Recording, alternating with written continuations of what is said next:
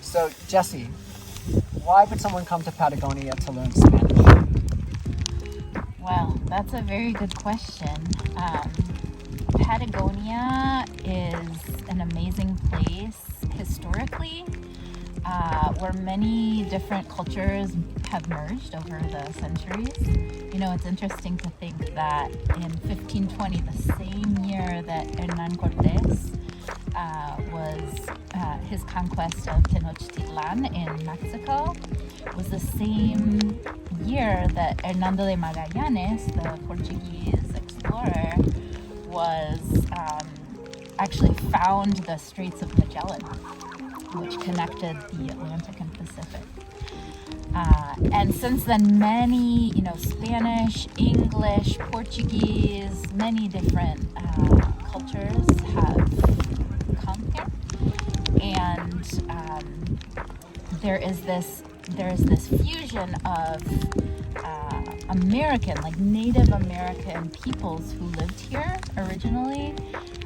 In this particular place, there was a combination of the Yaganes, the channel, the people who were the canoeing people, the Selknam people who were the hunter-gatherers that lived in the big island of Tierra del Fuego. So there is a lot of cultures merging here, but Spanish is spoken here, and you might say it's a very unique dialect of Spanish, because Chile, if you look at it geographically, it's really kind of an island, right, in a sense that you have the Andes to the east, and then the Pacific Ocean to the west. So I think for a lot of students who are familiar with other dialects of Spanish, maybe in the Caribbean or further north, they'll find this a unique dialect. And the key is immersion, right? Because you can come here and just practice your Spanish with anyone.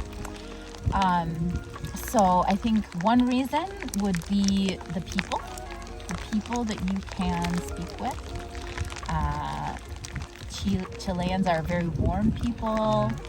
I don't know if you've seen that one while we've been here. Yes. They're very friendly and kind.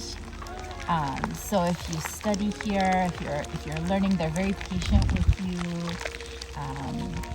And little by little, ultimately, you're just developing your Spanish with almost by osmosis, like you don't even realize it.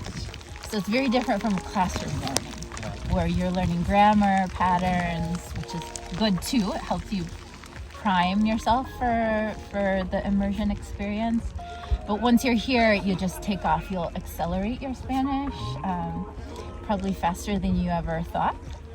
And you're doing it in a very enjoyable way, because you're actually meeting the people, getting to know their perspectives, and also just you have this beautiful nature landscape around.